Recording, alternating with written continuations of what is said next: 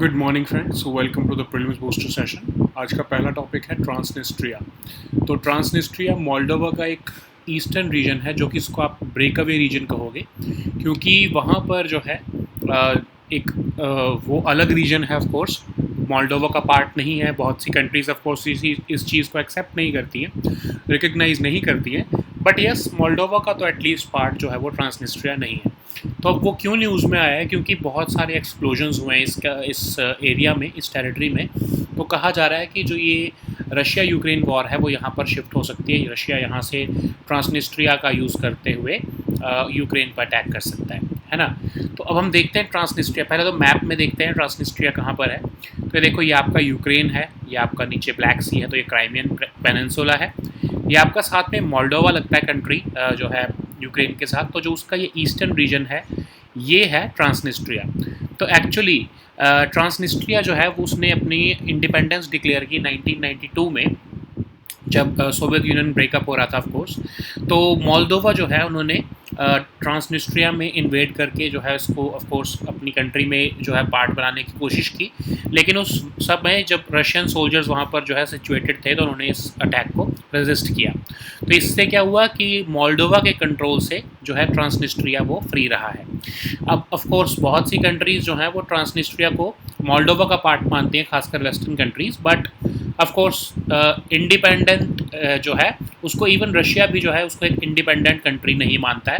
और इसकी जो है ट्रांसनिस्ट्रिया की इकोनॉमी भी जो है वो रशिया के ऊपर बहुत ज़्यादा डिपेंडेंट है, सब्सिडीज़ पे, फ्री गैस पे, है ना। अब जो होता क्या है कि वहाँ की जो पॉपुलेशन है वो रशियन बोलती है और उनकी स्क्रिप्ट भी रशियन की तरह है। तो क्या है कि वहाँ पर ट्रांसनिस्ट्रिया में जो रशिया का कंट्रोल है वो एविडेंट है। अब मोल्डोवा को ये खतरा लग रहा है कि अगर ट्रांसनिस्ट्रिया में रशिया आ गया तो नेक्स्ट जो है यूक्रेन के बाद जो है मोल्डोवा के ऊपर भी खतरा आ सकता है। तो इसलिए ये न्यूज़ में चल रहा है कि ट्रांसनिस्ट्रिया का जो है जो ईस्ट अभी जो है यूक्रेन के ईस्टर्न रीजन पर तो ऑलमोस्ट जो है रशिया कब्जा कर ही चुका है। लगभग बहुत से रीजन्स जो है वो ऑलमोस्ट कंट्रोल में आ चुके हैं रशिया के। अब जो वेस्टर्न रीजन है यूक्रेन का, उस पर फोकस है अब रशिया का। तो उसके लिए जो है ट्रांसनिस्ट्रिया एक बहुत बड़ा एक एवेन्यू जो है वो साबित होगा रशिया के लिए, रशियन फोर्सेस के लिए। वहाँ से वो यूक्रेन पे अटैक कर सकेंगे। ठीक है। So the next topic is PK2। तो IIT मंडी के कुछ रिसर्चर्स हैं, उन्होंने एक ड्रग मॉलिक्यूल जो है उसको जो है फाइंड किया है, आइडेंटिफाई किया है। इससे डायबिटीज़ की ट्रीटमेंट की जा सकती है। तो उसमें उन्होंने देखा रिसर्च में कि इंसुलिन सिक्रीट करता है जब ये ड्रग, ये मॉलिक्यूल PK2, और जो है पैंक्रियास के थ्रू जो है वो आपका ये इंसुलिन रिलीज़ होता है। ठीक है। तो इसको ओरली अगर हम एडमिनिस्टर कराएं तो जो है डायबिटीज़ जो है उसका हम जो है इलाज ढूंढ कर सकते हैं। ठीक है। तो अब इसमें क्या है कि PK2 जो है देखा गया कि गैस्ट्रो इंटेस्टाइनल ट्रैक्ट से आसानी से एब्जॉर्ब किया गया और इसको एक ओरल मेडिकेशन के थ्रू यूज़ किया जा सकता है इसीलिए। और जब इसको जो है माइस, मतलब आपके माउस जो हैं उनमें जो है इस ड्रग को एडमिनिस्टर किया गया, तो देखा गया कि लिवर, किडनी और पैंक्रियाज में ये डिस्ट्रीब्यूट हो गया, लेकिन हार्ट, लंग्स और स्प्लीन में नहीं गया। तो एक तरह से ये सेफ्टी का जो है एक सिग्नल है कि सेफ़ है, हमारे हार्ट, लंग्स और स्प्लीन इसकी वजह से सेफ़ रहते हैं। तो अब कहा जा रहा है कि PK2 से जो बीटा सेल लॉस होता है, बीटा सेल्स की वजह से ही आपका इंसुलिन प्रोडक्शन होती है, जो बीटा सेल के जो लॉस होता है डायबिटीज़ पेशेंट में, उसको रोका भी जा सकता है और उसको इवन रिवर्स भी किया जा सकता है। इसीलिए कहा जा रहा है कि ये टाइप 1 और टाइप 2 दोनों फॉर्म ऑफ डायबिटीज़ के लिए ये बहुत ही कारगर साबित हो सकता है ये PK2। इसलिए इसको जो है आने वाले टाइम में कमर्शियलाइज भी किया जा सकता है। ठीक है। सो नेक्स्ट हमारा टॉपिक है नेट ग्रिड। तो यूनियन होम मिनिस्टर जो है उन्होंने नेट ग्रिड जो है बेंगलुरु प्रीमिसेस को रिसेंटली इनॉग्रेट किया है। तो अब जो ये आपका नेट ग्रिड होगा, ये 11 सेंट्रल एजेंसीज और सारी स्टेट की और यूनियन टेरिटरीज़ की पुलिस को जो है डेटा शेयर कर सकता है। रियल टाइम इन्फॉर्मेशन प्रोवाइड कराएगा इंटेलिजेंस सर्विसेज को और इन्वेस्टिगेशन एजेंसीज़ को। CDAC पुणे जो है वो टेक्नोलॉजी पार्टनर होगा। IIT भिलाई जो है वो प्लान मैनेजमेंट कंसल्टेंट होगा आपके नेट ग्रिड बेंगलुरु का। ठीक है।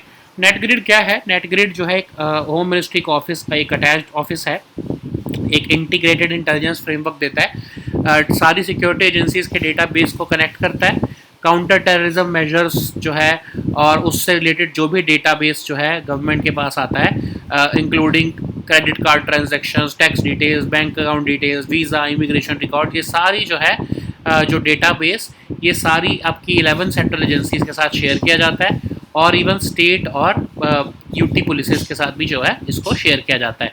तो सेंट्रल एजेंसीज जो है आप जो शेयर कर सकती हैं डेटा, 11 सेंट्रल एजेंसीज का यहाँ पर नाम लिखा गया है। ऑफ कोर्स याद रखने की जरूरत नहीं है, बट आपको पता ना चाहिए कि नेटग्रिड बेसिकली एक टूल है जो कि सिक्योरिटी एजेंसीज को हेल्प करेगा रेलिवेंट इन्फॉर्मेशन कलेक्ट करने के लिए टेरर सस्पेक्ट्स पे, ठीक है। तो ऑफ कोर्स इससे जो लोगों के ऊपर जो कि सस्पिशियस बैकग्राउंड वाले लोग हैं उनके ऊपर नज़र रखी जा सकती है, और इन्फॉर्मेशन गैदरिंग से हम जो है फ्यूचर में जो भी है टेरर अटैक्स या फिर सिक्योरिटी जो हमारे इंसिडेंट्स हैं उनके ऊपर हम नज़र रख सकते हैं, ठीक है। So the next topic is anti trust charge against Apple.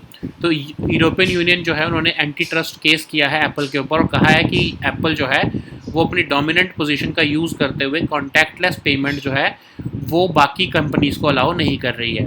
तो अब हुआ क्या है कि एप्पल का एप्पल पे है, एप्पल पे में आप क्या करते हो, टच टू मतलब टैप टू पे कर सकते हो, लेकिन एप्पल क्या करता है कि अपने हार्डवेयर का यूज़ बाकी ऐप्स को नहीं करने देता, ताकि वो भी टैप टू पे फीचर ना ले पाएँ, और यूज़र जो है उनको लगे कि सिर्फ एप्पल पे में ही है टैप टू पे, तो इसलिए वो एप्पल पे यूज़ करने की तरफ ज़्यादा मोटिवेट हो, ठीक है। तो अब इसका बैकग्राउंड ये है कि एप्पल के खिलाफ इन्वेस्टिगेशन 2020 से चल रही थी। अभी प्रीलिमिनरी इन्वेस्टिगेशन रिपोर्ट आई है और कहा है कि एप्पल जो है वो एंटी ट्रस्ट जो है रूल्स को वायलेट कर रहा है। तो एंटी ट्रस्ट रूल्स कौन से हैं ईयू के? ऑफ कोर्स आर्टिकल 101 एंड 102 जो है of treaty on functioning of the European union, उसमें कहा गया है। अब ऑफ कोर्स आर्टिकल 101 कहा गया कि आप एंटी कॉम्पिटिटिव एग्रीमेंट्स नहीं कर सकते, मतलब आप ओलिगोपॉली या फिर आप मोनोपोली नहीं बना सकते, आपको कंपटीशन जो है वो मेंटेन रखना ही पड़ेगा। दूसरा है आपका 102। अब इसमें क्या होता है कि जैसे एप्पल जो है वो अपने डोमिनेंट पोजीशन का अब्यूजिव यूज़ नहीं कर सकता एप्पल को अपने डिवाइसेस पर, क्योंकि उनके पास तो पूरा कंट्रोल है, तो वैसा नहीं कर सकते कि बाकी ऐप डेवलपर्स को या थर्ड पार्टी ऐप डेवलपर्स को उसका कंट्रोल ना दें just to sell their own products, ठीक है। तो अब ये देखते हैं कि यूरोपियन कमीशन है क्या जिसने ये एंटी ट्रस्ट रूल्स जो है वो एप्पल के खिलाफ लॉन्च किए हैं।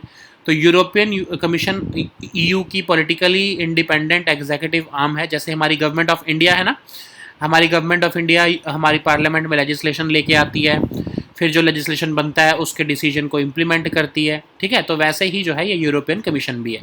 ब्रसल्स में इसका जो है, बेल्जियम में जो है इसका हेडक्वार्टर लोकेटेड है, और ट्रीटीज़ के जो है बनाना और उसकी जो है इम्प्लीमेंटेशन का काम, इन्फोर्समेंट का काम जो है यही यूरोपियन कमीशन ही करता है, ठीक है।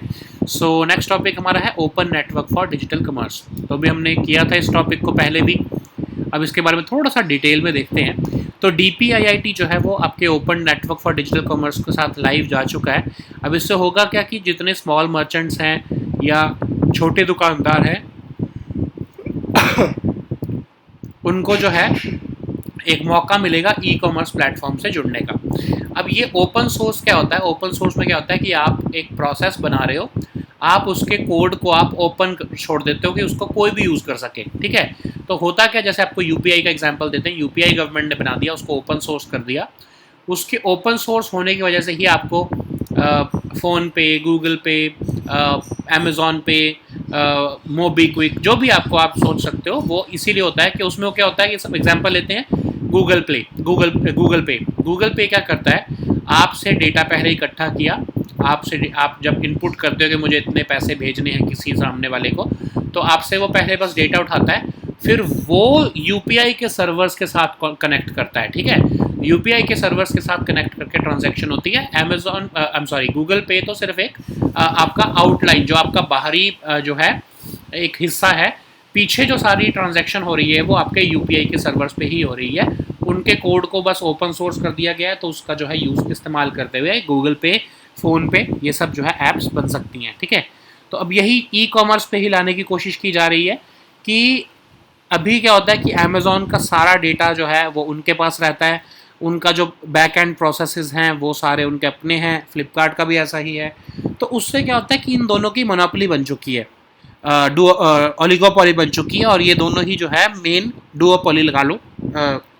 ये जितने रिटेलर्स हैं या कंज्यूमर्स हैं उनके ऊपर अपनी जो है अब्यूजिव पोजीशन का इस्तेमाल करते हैं। तो गवर्नमेंट ने क्या सोचा कि हम एक ई कॉमर्स प्लेटफॉर्म बनाते हैं और उसको हम ओपन सोर्स कर देंगे, ताकि जितनी भी प्राइवेट कंपनीज हैं वो हमारे साथ कनेक्ट हो सकें। और समझ लो अब बहुत सारे आपको फ्लिपकार्ट और अमेजोन देखने को मिल सकेंगे, क्योंकि क्या होगा कि वो एक प्लेटफॉर्म बनाएंगे। समझ लो एग्जांपल लेते हैं पेटीएम से ही, ठीक है। तो पेटीएम क्या, पेटीएम मॉल है, जैसे आपने उस पर कुछ प्रोडक्ट खरीदने के लिए आपने उसको सर्च किया। जैसे ही आपने उसको सर्च किया तो आपको पेटीएम ने आपके इस open network for digital commerce platform के साथ, जो कि एक ओपन सोर्स प्लेटफॉर्म है, इसके सर्वर्स के साथ कनेक्ट कर दिया। दिखेगा आपको वो पेटीएम मॉल में ही, लेकिन जो बैक एंड सारा प्रोसेस चल रहा होगा वो ये इस ओपन सोर्स नेटवर्क का चल रहा होगा, ठीक है। सो अब इसमें ऑन बोर्डिंग ऑफ सेलर्स से लेके vendor discovery, price discovery, product cataloguing, ये सारा कुछ ही ओपन सोर्स है। तो इसको जो है सारी कंपनीज जो है वो फ्यूचर में यूज़ कर सकेंगी। अब जो है यूनिफाइड पेमेंट यूपीआई की तरह ही ये चलने वाला है। इससे क्या होगा कि जो लार्जर ई कॉमर्स कंपनीज हैं, अमेजॉन, फ्लिपकार्ट जैसे, उनकी मोनोपोली जो है या उनकी डुओपोली जो है वो खतरे में आ सकती है, क्योंकि गवर्नमेंट जो है ज़्यादा से ज़्यादा सेलर्स को, छोटे से छोटे सेलर्स को इस पर ऑन बोर्ड करने की कोशिश करेगी, ठीक है। तो जो ऑलरेडी इस पर वर्क स्टार्ट हो चुका है, जो बायर साइड का इंटरफेस है वो पेटीएम बना रहा है, और जो है सेलर साइड का इंटरफेस गो फ्रूगल नाम से कंपनी है वो इसको बना कर दे रही है, ठीक है। अब जो है इस ONDC प्लेटफॉर्म के साथ कनेक्ट करके ही जो है ट्रांजैक्शंस की जाएंगी।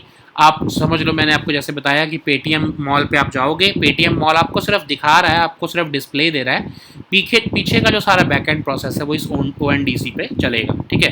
इसको किसने बनाया है? Of course quality council of India इसके पीछे है, और 9 मेंबर एडवाइजरी काउंसिल है। जो है इन्फोसिस के चेयरमैन और को फाउंडर नंदन नीलेकानी जी जो है वो इसको लीड कर रहे हैं, ऑफ कोर्स, ठीक है। अब DPIIT क्या चाहता है? DPIIT चाहता है कि एंटायर वैल्यू चेन जो है वो डिजिटाइज हो सके, इंक्लूजन ऑफ सप्लायर्स और एफिशिएंसी इन लॉजिस्टिक्स और वैल्यू फॉर कंज्यूमर्स जो है वो इसके प्रोजेक्ट के थ्रू लाया जा सके, ठीक है। और डिजिटल मोनोपोलीज, जो आपकी अमेजॉन, फ्लिपकार्ट जो है डुओपोली या मोनोपोली बना के बैठे हैं, उनकी मोनोपोली को भी तोड़ा जा सके, ठीक है।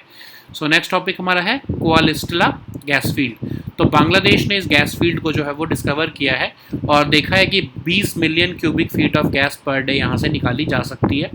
अब वन ऑफ ये कोआलिस्टला gas field one of the 5 gas fields हैं जो कि शेख मुजीबुर रहमान जी ने शेल ऑयल कंपनी से खरीदे थे 1975 में।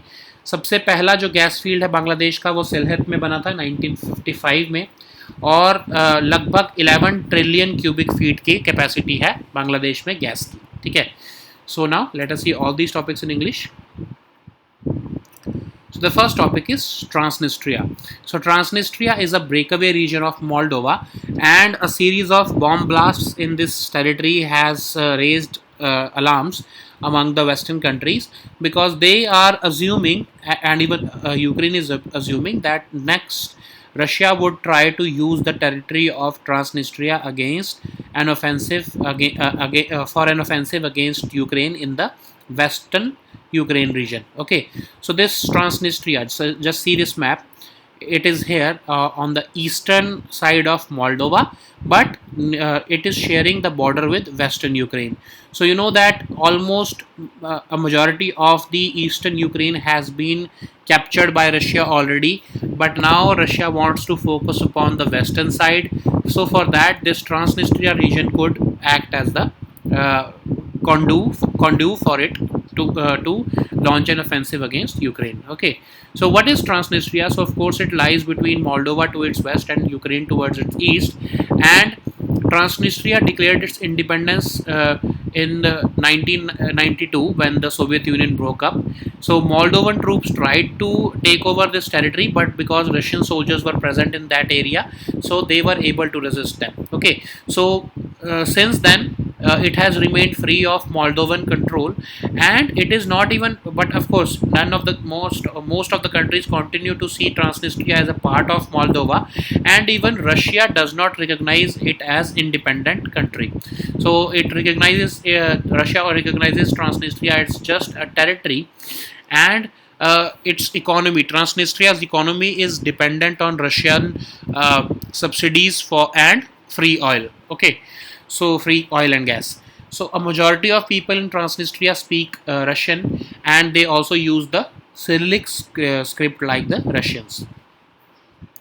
So the next topic is PK2. PK2 is a drug molecule that has been found by IIT Mandi researchers, and it can be used to treat diabetes. So how it was able to treat diabetes? So actually it was able to trigger the release of insulin by the pancreas, and it is said that it can be used as oral. It can be used as an orally administered medicine for diabetes. So researchers found that the PK2 molecule was rapidly absorbed by our gastrointestinal tract. So that's why we do not need to inject it in the body. It can be used as an oral medication. So PK2 was found distributed in the liver, kidney and pancreas of the mice on which this of course drug was tested, but there were no traces of it in the heart, lungs and spleen region. So that's a good news that there would not be any bad effect on the heart, lungs and spleen. So of course not just insulin release, but PK2 was able to prevent and even reverse the beta cell loss. So beta cell loss causes decrease in insulin production. So this PK2 was able to prevent its loss and even reverse its loss, and that's why it is made as effective tool for the type 1 and type 2 diabetes. So the next topic is NatGrid. So Union Home Minister has recently inaugurated the NatGrid Bengaluru premises. So of course it will provide data to 11 central agencies and police of all states and UTs, and it will provide them real-time information with respect to intelligence and investigation support. And CDEC Pune has been selected as the technology partner, and IIT Bhilai will be the plan management consultant for the NatGrid Bengaluru premises. So what is NatGrid? So basically it is an attached office of the Ministry of Home Affairs, and it provides an integrated intelligence framework to the country, and it connects the database of most of the security agencies so that inclusive data and inclusive patterns can be drawn for the intelligence purposes. So of course it will be utilized as a terrorism measure, and it will collect a host of data so that people with suspicious backgrounds can be monitored, and it will of course the data will be accessible by the central agencies as well as state and UT police, so that future terrorist attacks can be averted. Okay, so what is the significance? Of course it will provide data to the security agencies so that they can keep an eye over the terror suspects, and it will be very helpful for the country in drawing up patterns so that early detection of such terror attacks can be made. Okay, so the next topic is antitrust charge against Apple. So recently European Union has stepped up its antitrust case against Apple, and it has accused Apple of abusing its dominant position by limiting its access to technologies allowing contactless payment. So what is the case? So what is happening is that Apple has its own Apple Pay, but it provides contactless payment to the user. But Apple is denying the same contactless payment feature for other payment apps, and it is not allowing these other apps to use the hardware of Apple devices, which can make this contactless payments successful. So that is what EU is saying, that you are using a functionality in the phone, but you're not allowing it to other parties just because so that you can maintain dominance in this payment system. So that's why since 2020 Apple has been investigated, and in this preliminary report it has been found that Apple is charged with the antitrust case. So there are two rules of the EU which are dealing with antitrust issues. So Article 101 prohibits anti-competitive agreements between two or more independent market operators. So you know that it can happen that duopolies can be formed or monopolies can be formed. So to break such mergers or acquisitions, this 101 article stands. valid. So for Article 2102, it prohibits abusive behavior by the companies who are holding dominant positions. So this is what Apple was doing. It has been found now.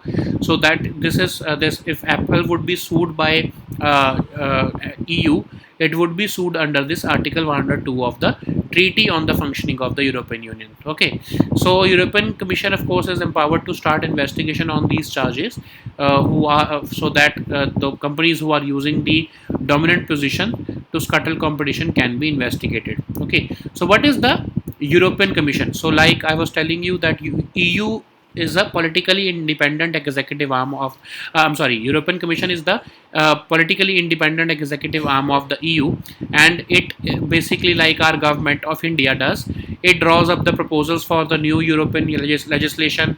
It implements the decisions of the European Parliament, and it also enforces the treaties which the Parliament of the EU, that is the European Parliament, makes up. Okay, so it is located in Brussels, that is in Belgium, and it acts as the executive arm of the European Union. Okay, so the next topic is open network for digital commerce. So DPIIT has went live with this open network for digital commerce, and it will enable small merchants and small stores in the country to access processes and technologies which are typically deployed by large e-commerce platforms. So it is basically providing it is moving ahead to make the e-commerce processes open source. So what would happen is that, like I was giving an example, that if you go to, let's say, Paytm Mall, I'm just taking an example of Paytm Mall. So what you do is, let's say you searched for a phone. So once you entered for the search, the Paytm Mall would connect using that open source code with this open network for digital commerce, and it will throw you the results through this through its platform. So Paytm Mall is just functioning as an outward appearance. The entire backend process is being handled by this open network for digital commerce. Okay, so they are just using the open source code, and they are functioning based like what happens in UPI. Okay, so Google Pay, Phone Pay, Amazon Pay, MobiKwik, everything, even Paytm, all of them are UPI. They have different interfaces, but they are basically functioning at the backend level through UPI. Okay, so that is what would happen in this open network for digital commerce also. So these interfaces have been designed now, and they will be put live, and this will connect the users to the this open platform, and it will be accessible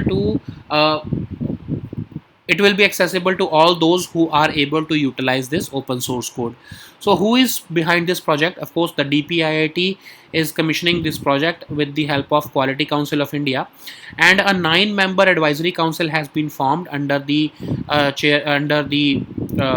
chairmanship of Nandan Nilekani ji. And DPIIT aims to promote open networks which are developed on open source methodology. So basically, e-commerce platforms, the large e-commerce platforms, Amazon, Flipkart, who have their entire processes streamlined by themselves, they will find it difficult to compete with this open digital platform, because now there would be no more duopoly of Amazon and Flipkart. There will be more companies who would be working on this e-commerce platform using this open source code. Okay, so the next topic is Koilastilla gas field. So Bangladesh has recently discovered this Koilastilla gas field, and it is said that it will be able to produce about 20 million cubic feet of gas per day. And this is one of the 5 gas fields which were purchased by Sheikh Mujibur Rahman from Shell Oil Company in 1975.